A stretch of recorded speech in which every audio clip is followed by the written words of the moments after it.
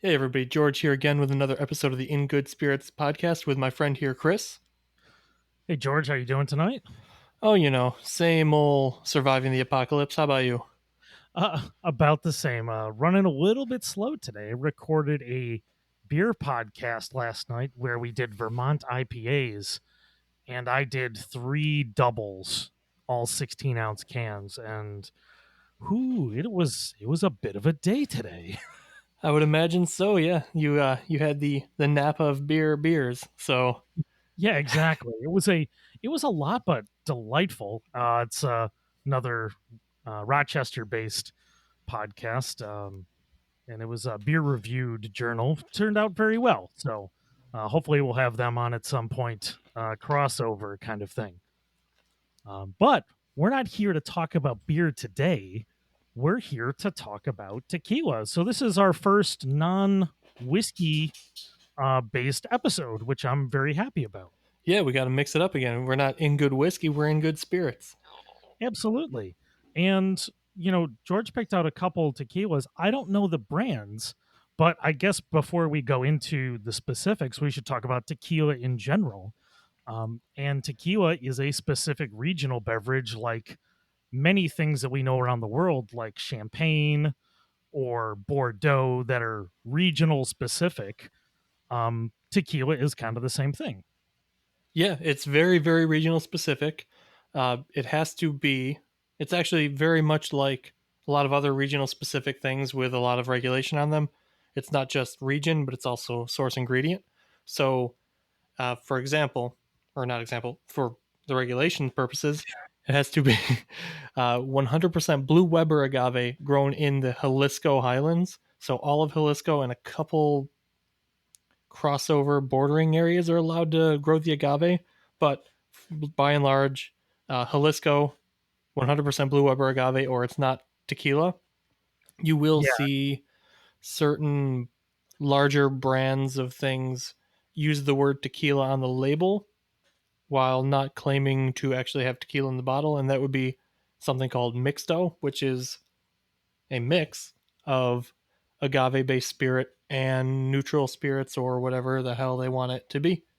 Yeah, so yeah, the state of Jalisco, which includes Guadalajara, one of the larger cities in Mexico, that region, you have to make it in that region. It has to be for it to be tequila 100% that blue agave, which makes it very interesting that it's all based on the same thing, but there can be such wide variation in flavor based on production methods, where it was grown, and these all come from giant, almost, these agave plants, which are ridiculous looking things.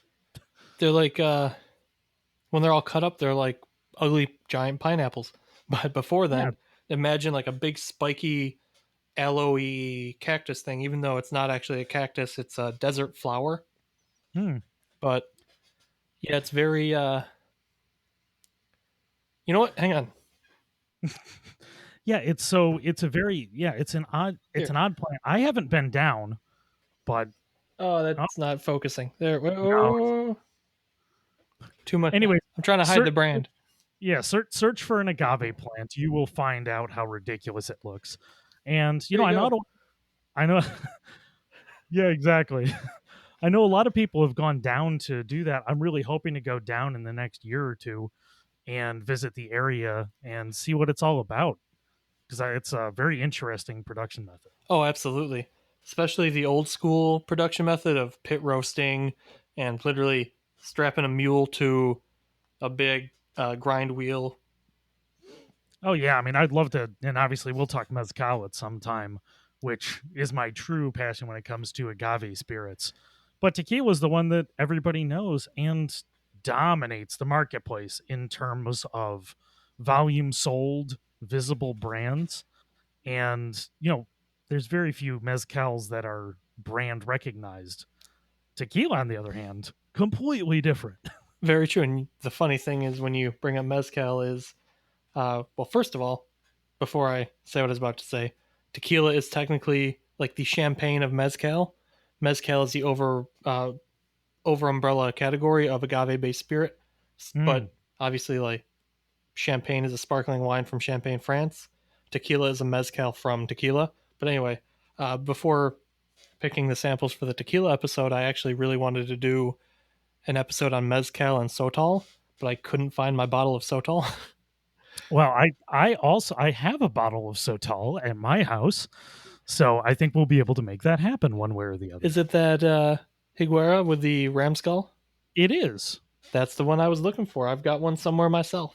So we, Yeah, so we won't even need to swap samples on that one. yeah, exactly. That'll be an easy one. I have it here. It's delicious, and I can't wait to Thank, talk about it. But since yeah, we don't have it with us today, thanks to your advice, I have it.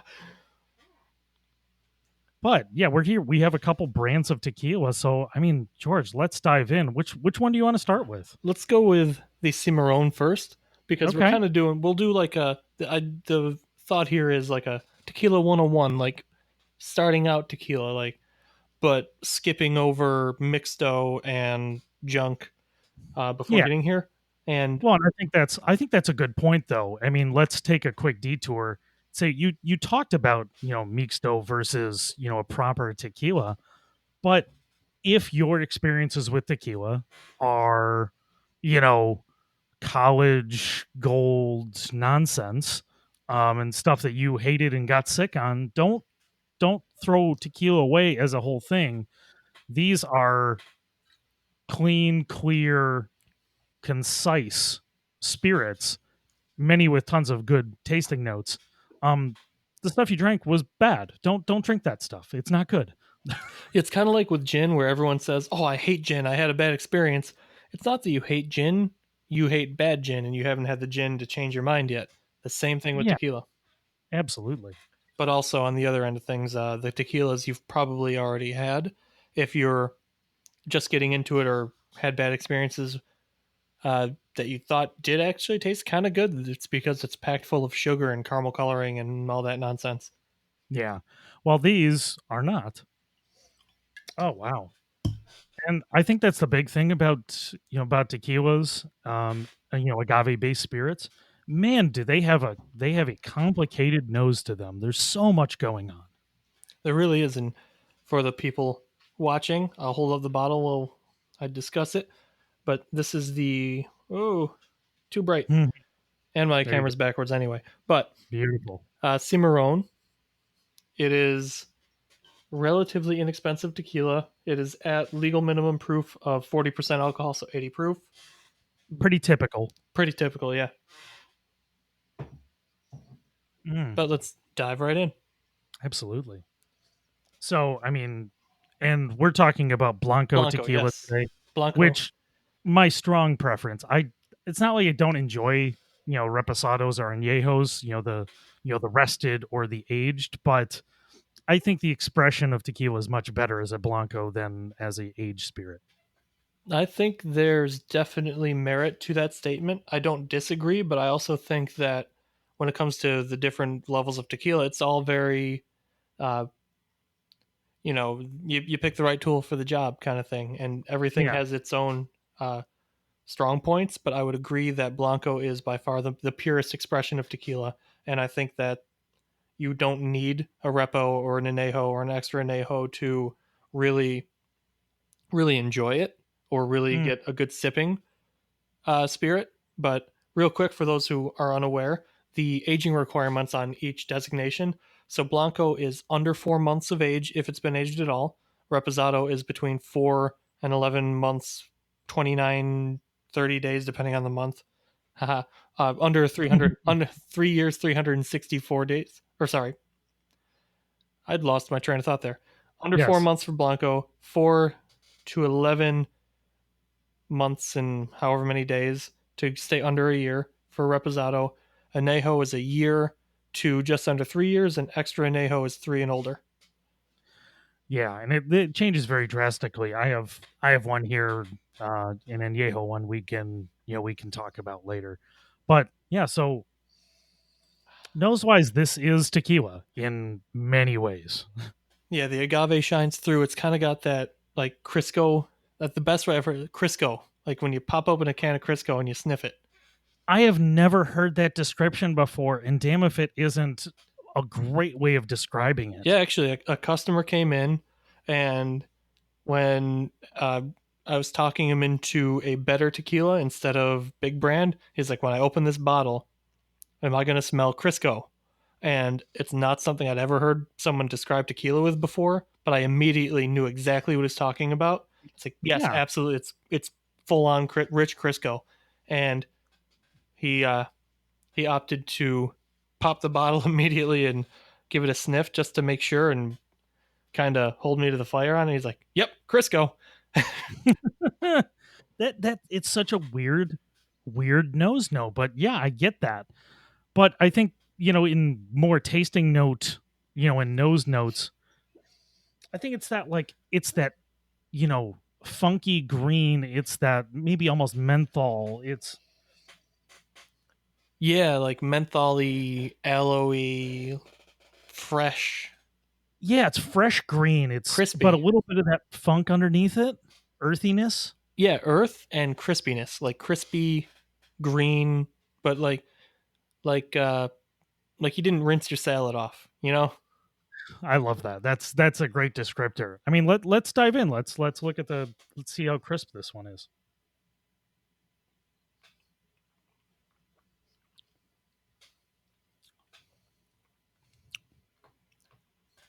That's pretty, isn't it?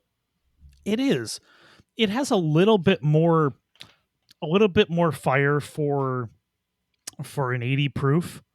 It's got um a little bit of burn to it, which I'm a little surprised about. But the flavors are very delicate. This is not an intense tequila. This is very easy other than that. Oh, absolutely. And I'm a terrible judge of heat because I'm apparently immune to a lot of alcohol burn, and Okay. I don't necessarily know why. So I didn't get any heat on that personally at all, but I'm very weird. I'm not sensitive to heat from cleaner styles of ethanol, but I'm really sensitive to like the rougher headsy tailsy type stuff. Yeah. So it's really interesting how everyone is very different, like with their senses and how they pick up things. Yeah, I was getting it on the finish after I swallowed it. I was getting in my throat more than I was getting it on the palate. On the palate it's very mild. I mean, it doesn't punch above its style. It's not a punchy flavor of tequila. It's the nose is more prominent than the palate is. But the palate's very indicative of the nose. Very, yeah, very much so. On the back end for me, instead of like a heat, I get like a eucalyptusy, tingly sensation. Mhm. I think eucalyptus is another good note. This is very straightforward, but I'd say a good base tequila that I would be happy to have in my cabinet.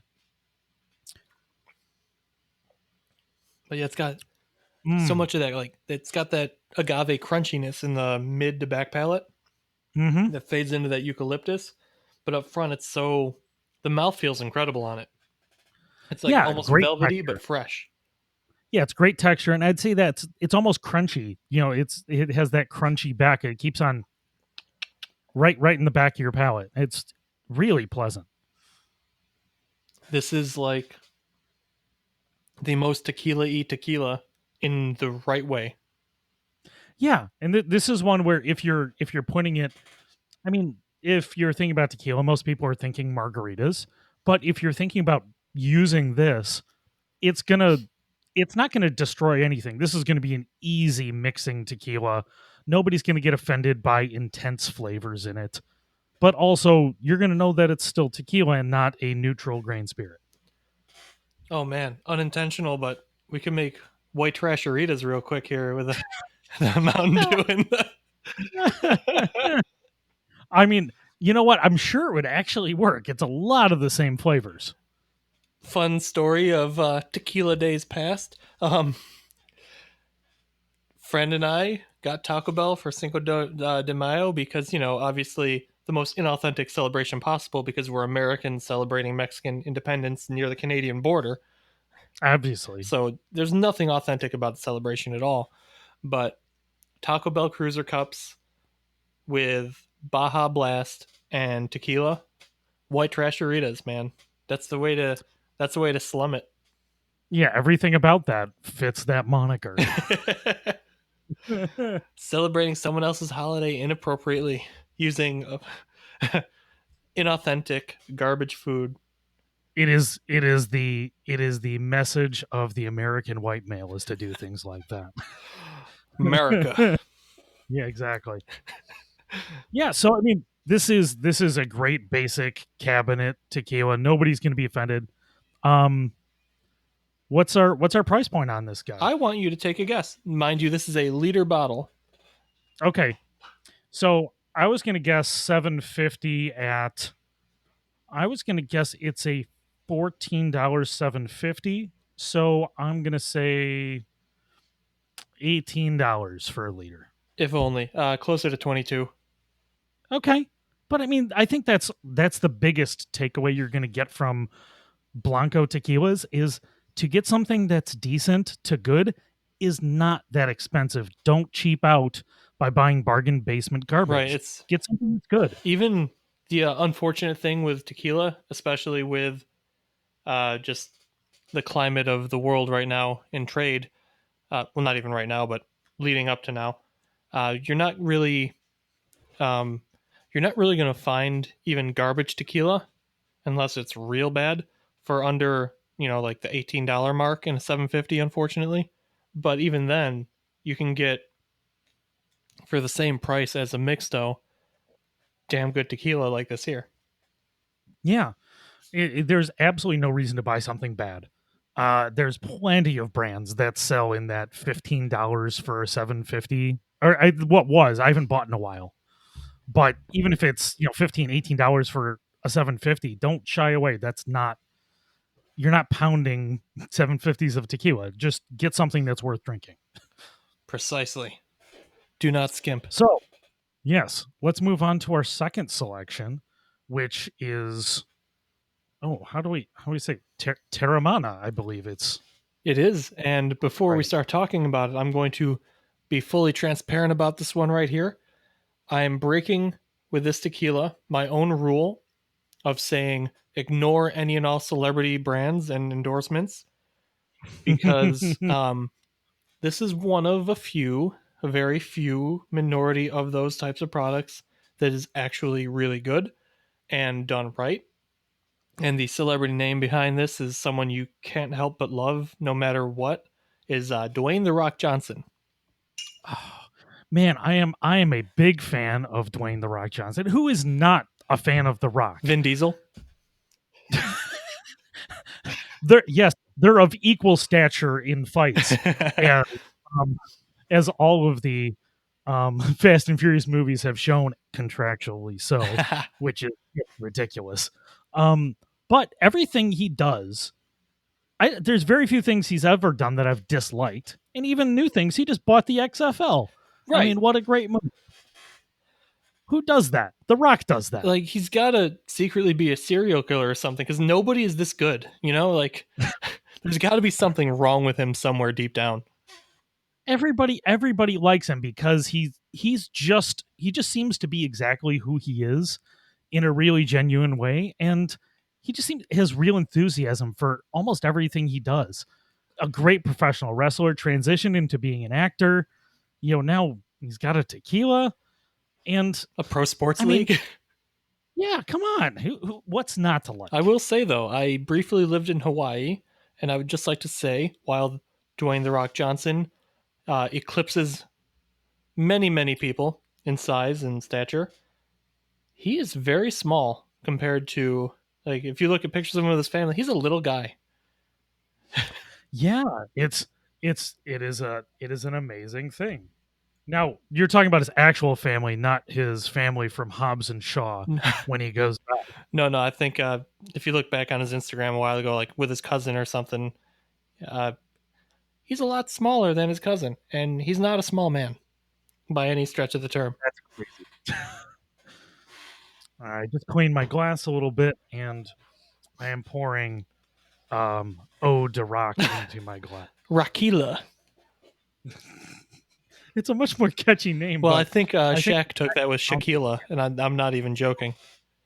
oh We will no. not be doing that on this show whenever it comes out. Probably not going to be a slam dunk. Oh. Yeah. Now this has a completely different nose. This is what we're talking about when we're coming to the differences between tequilas. This has a completely different nose. So much livelier. It's bolder. It's more intense. It's just boom. Oh, there's some. Yeah, it's almost toasty, like burned. Not like in a whiskey way, but in like a. This is ozony. It's like some like a burning marshmallow.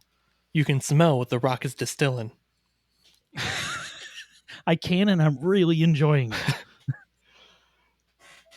Yeah, I'm getting burned marshmallow on the nose in a really good way with that backbone of that green agave. You know, just a little bit of that, but I'm getting that marshmallow. I'm getting it's what a intoxicating aroma. Really pleasant. Haha, intoxicating aroma. Uh, So, actually, while you're smelling and sipping, I want to talk about a little something here about tequila in general, which is something that I would oh, love to see in other spirits, especially American spirits. If you look on the back of the bottle, you usually will see a little thing there that says NOM and has a number. okay. And that's not going to focus unless I manually focus it. So No. sorry to those of you who are watching. But the NOM number is kind of like a DSP in the United States. However, a DSP can be linked just to a bottling facility. A NOM is linked to the Explain DSP and nom. uh DSP. It's I think it's distilled spirits plant or something like that. Okay. So where it's made Where essentially. not necessarily where it's made, because like I was saying there, it can link to a bottling facility, or but the Okay. nom is tied to the producer, Oh, great. and you can actually go online and look up. There's a nom lookup tool where you can type in a brand or the nom, and you can see where it was made and what other brands are made by that facility. And with any celebrity product, the origin is always questionable, but with the uh, the transparency in tequila, is able to find. I don't have my phone on me; it's all on my phone, charging in the other room, so I don't have the name of the distillery handy. So prepared, I am so prepared all the time. But it is a contract distiller who is only making this tequila for now. Oh, that's great. Well, and I love that too because really what that means is, you know, he's facilitating, the start of a new company down there too. Exactly, yeah. That and it's not that he's just coming down and taking over. It's that hopefully this is something that's actually benefiting the people in the area and making it better for them to make something after or, in addition to. Precisely, yeah. Because if he's their first client and it's doing this well, because there have been back order issues, it's selling out. Like, oh, I just spilled it Hmm. all over my lap. Uh, don't gesticulate with glass in your hand. I blame my Yes. very Italian genetics for that. I'm sorry. Yeah, this isn't grappa. This gets spilled. um I gotta say that again. I think the best thing I can say about tequila is the nose is typically going to echo very closely to the palate, and this does that again. I think this is a little more lively, a little more dancing on the palate than the Cimarron we just had. But it's somehow, even though there's more intensity, it's even cleaner. Yeah, everything about this. It's soft, soft, soft. On the palate, but those flavors they bounce a little bit more. This is a different. The other one I'd say was more traditional tequila flavor. This has more. This has a little bit different thing going on, which I'm really enjoying. And it's got like on the palate, it almost has a like a cachaça or rum agricole kind of vegetal lively freshness, Hmm. because it's definitely got Yeah, those green notes that are very vegetal, but not like not chlorophyll. yeah. It's that crisp greenness. Um, and you know what? The weird thing, like almost the back, is that menthol eucalyptus thing, and because it's almost hollow almost feels like it's hollow in the back. In a not in a this doesn't have anything going on, that it almost empties the back of your palate into your throat in like a minty kind of way without, that intense mint flavor, but that after part Yeah, of it. from the mid palate, it kind of melts away. It doesn't necessarily fade away. It melts away Mm, and down and back. And yeah, you get like that lingering minty freshness, like not the intensity of just using mouthwash, but the like a dumbed down sensation similar to that. mm.